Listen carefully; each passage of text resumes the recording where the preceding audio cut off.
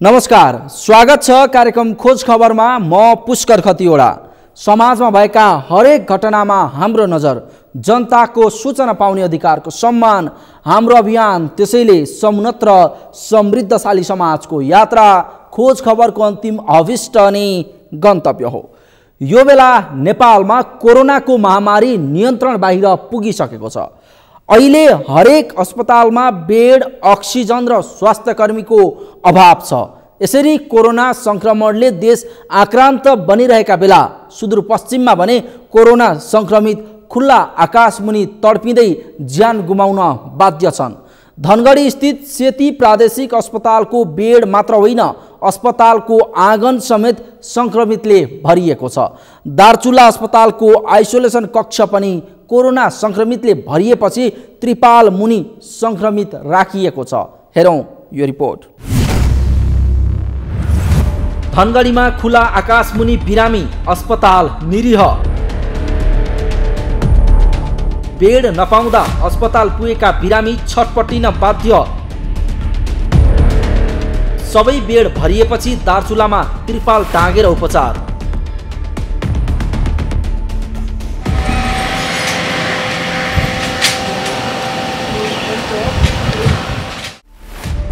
यो दृश्य हेर्नुहोस्। कोरोना संक्रमित भएर उपचारका लागि अस्पताल पुगेर पनि बेड नपाएका बिरामीको दृश्य हो यो।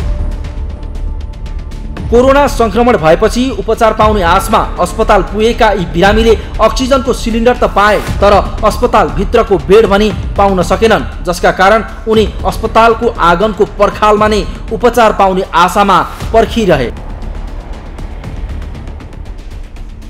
उनी मात्र होइन, धनगढी स्थित सेती प्रादेशिक अस्पतालको इमर्जेन्सी कक्षमा उपचारको आशामा पुग्ने हरेक बिरामीको हविगत यही छ। कारण अस्पतालमा बेड खाली छैन। यो अवस्थामा जोसुकै बिरामी आए पनि, जस्तोसुकै गम्भीर बिरामी भए पनि अस्पतालमा बेड पाउन केवल एउटै विकल्प छ, बेडमा भर्ना भएका बिरामीको मृत्यु। यो बाहेक अस्पतालमा बेड पाउने अर्को कुनै विकल्प छैन। यस्तो अवस्थामा सेती अस्पताल पुगेका संक्रमित कोही रुखमुनि उपचार गराइरहेका भेटिन्छन् भने कोही अक्सिजनको सहारा मात्रामा बेड र उपचार पाइएला कि भनेर ठुलो चिकित्सक आउने बाटो निहाल्न बाध्य छन्।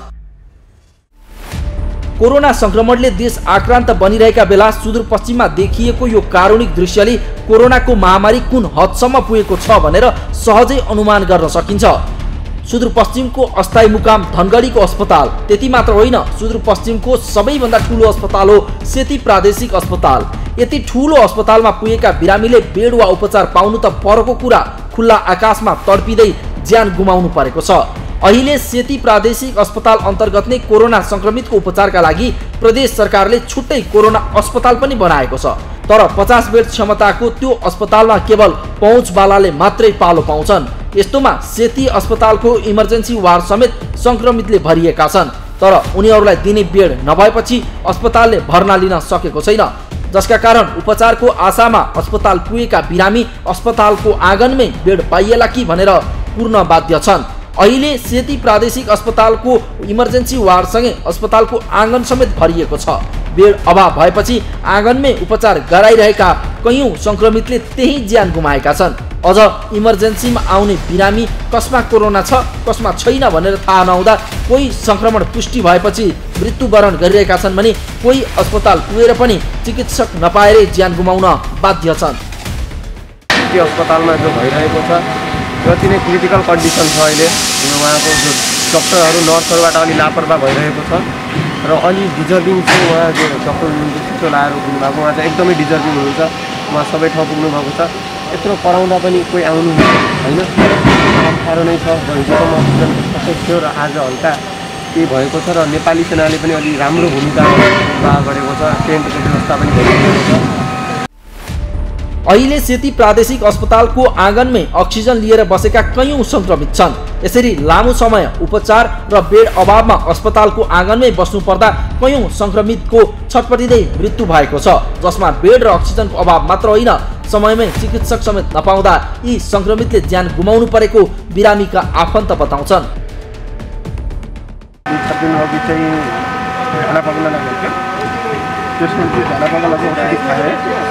औषधि खाएपछि अब चाहिँ अब हस्पिटलहरूमा कोरोनाको छ बिजुली छ त्यहाँ म जान्न अरू चाहिँ औषधि यति खान्छु भनेर सिपीबाट औषधि खाएको सिपी हस्पिटलबाट अकस्मात खाना रुचेन खाना नरुचेपछि चाहिँ एकदमै भयो स्वास्थ्य पनि गाह्रो भयो अनि त्यसपछि हामीले चाहिँ आज बिहानै आफ्नै पर्सनल गाडीमा बेड अभाव भएर आँगनमा उपचार गराउनु परेको बाध्यतालाई सेती प्रादेशिक अस्पतालले पनि स्वीकारेको छ।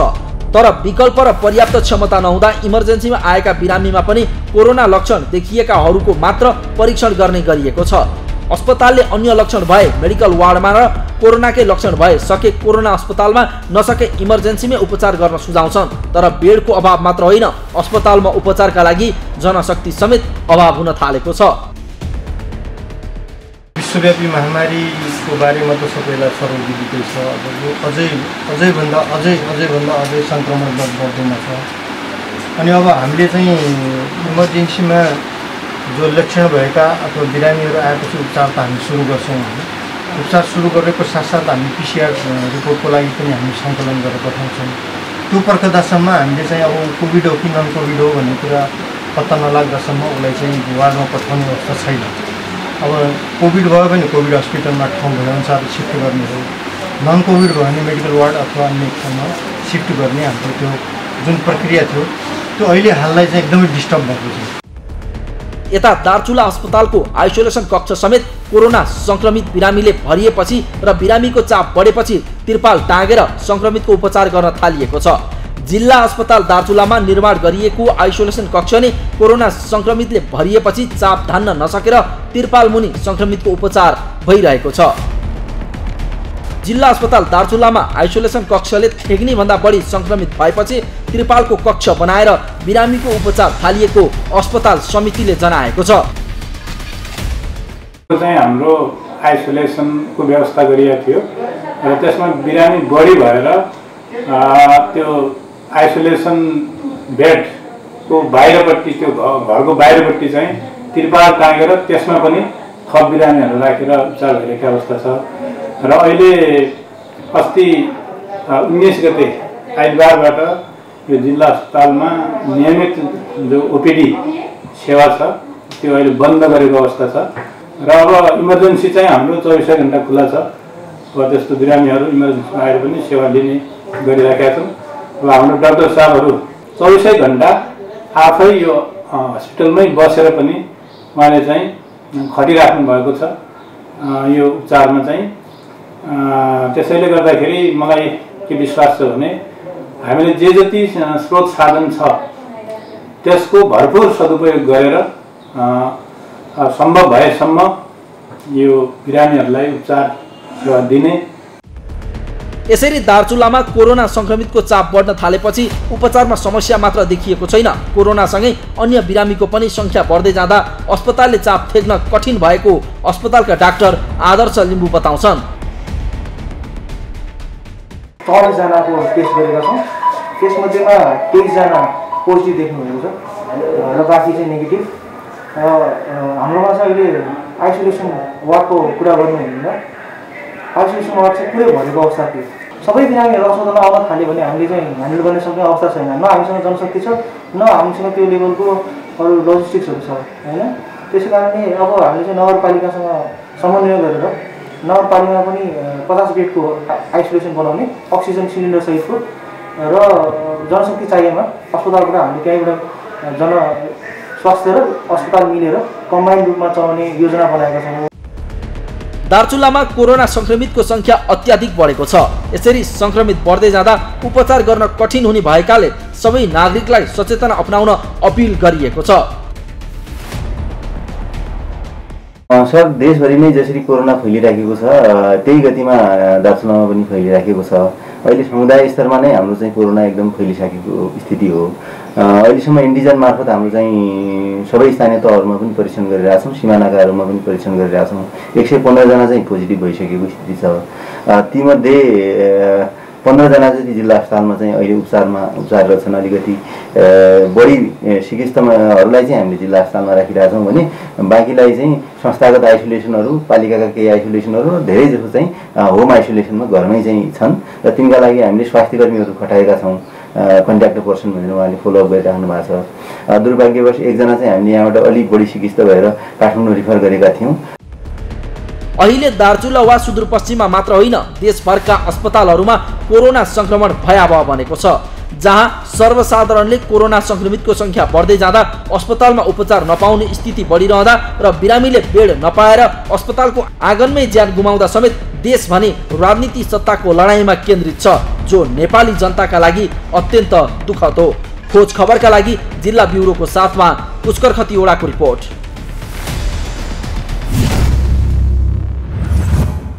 सोचौं, सुदूरपश्चिमको सबैभन्दा ठुलो अस्पताल सेती प्रादेशिक अस्पतालको त यो अवस्था छ भने अन्य साना अस्पतालको के हाल होला?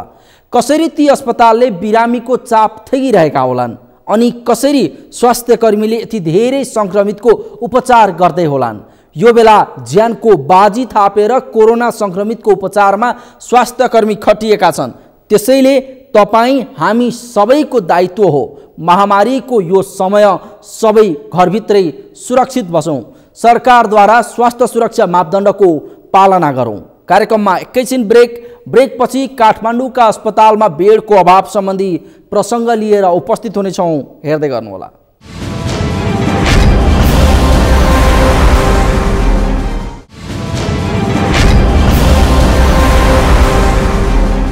ब्रेकपछि स्वागत छ कार्यक्रम हो खोज खबर। दैनिक नयाँ रेकर्ड राख्ने गरी संक्रमित बढिरहँदा काठमाडौँ उपत्यकाका अस्पताल संक्रमितले भरिन थालेका छन्। काठमाडौँका सरकारी, सामुदायिक तथा निजी तर्फका सबै अस्पतालहरू अहिले कोरोना संक्रमितले भरिभराउ बनेका छन्। कतिपय संक्रमितलाई आइसियुमा राख्नुपर्ने भए पनि अस्पतालमा आइसियु र भेन्टिलेटरको पनि अभाव भएको छ। यस्तोमा अस्पतालमा बेड, अक्सिजन र उपचार पाउन पनि बिरामी र आफन्तले भगवान पुकार्नुपर्ने बाध्यता छ। के छ काठमाडौँमा अस्पतालहरूको अवस्था, हेरौँ यो रिपोर्ट। काठमाडौँमा भरिए सबै अस्पतालका बेड, बिरामीले उपचार पाउन भगवान पुकार्दै। स्वास्थ्य मन्त्रालयले गर्न सक्ने काम गरेन।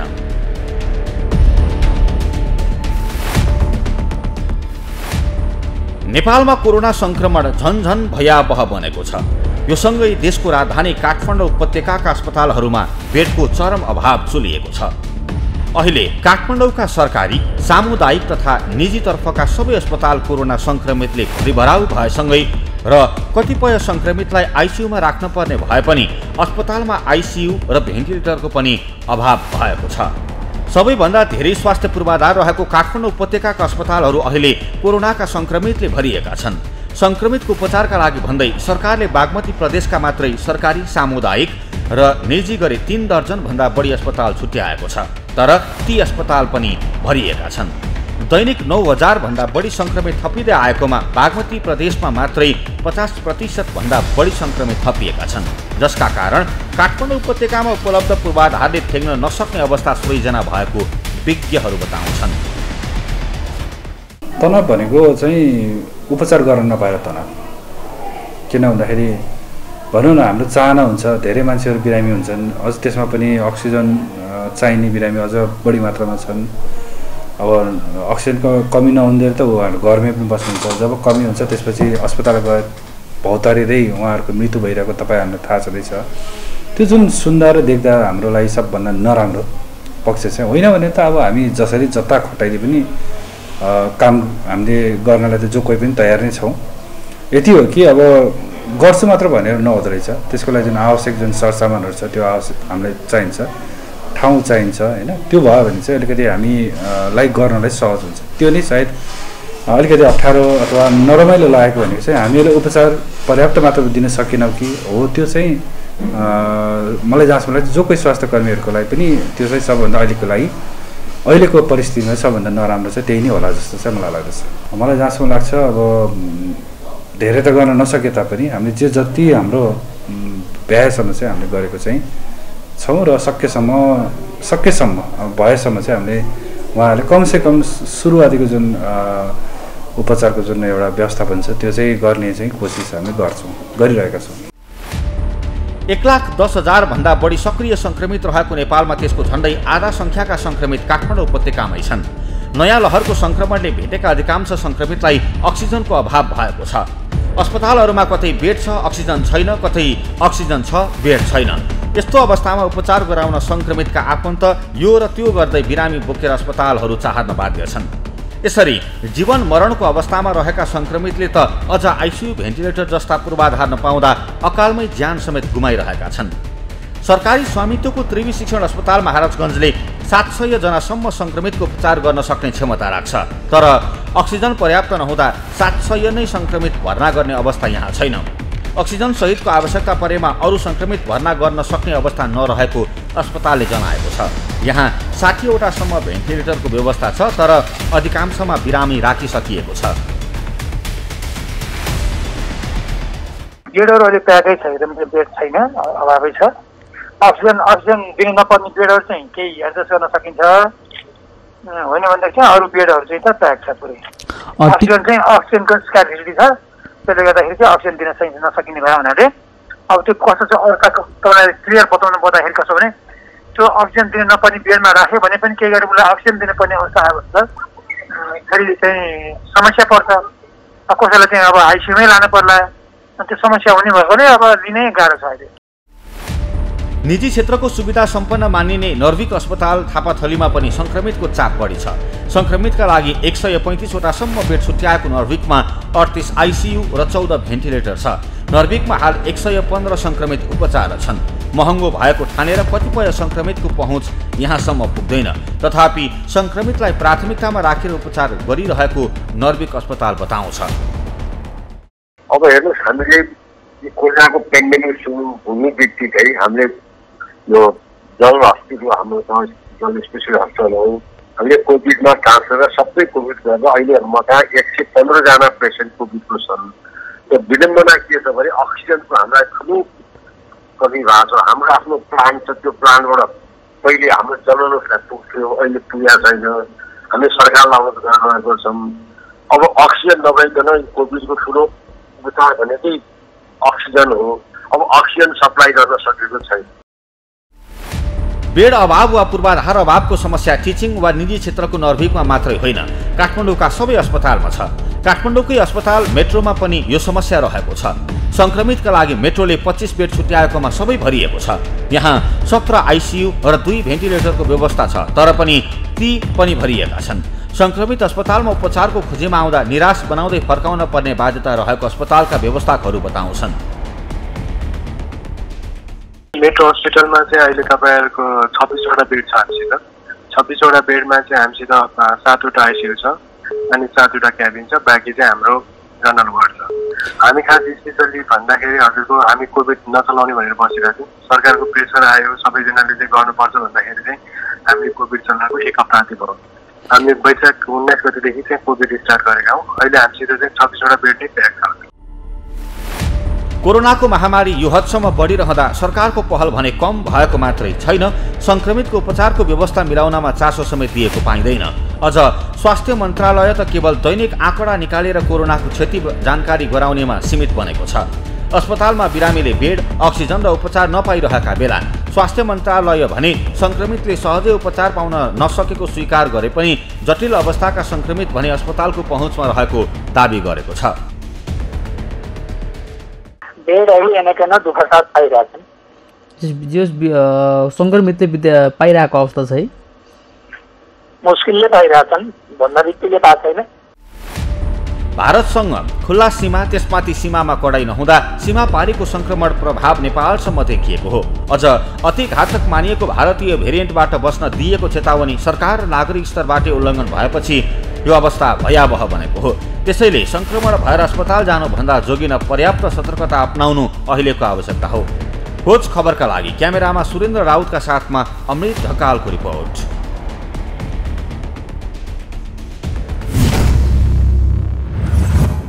हो, काठमाडौँ उपत्यकामा अहिले कुनै पनि अस्पतालमा बेड खाली पाउन हम्मे पर्दछ। अझ अक्सिजन वा उपचार पाउन त झनै कठिन छ। त्यसैले महामारीको यो बेला सबै घरभित्र सुरक्षित रहन आवश्यक छ।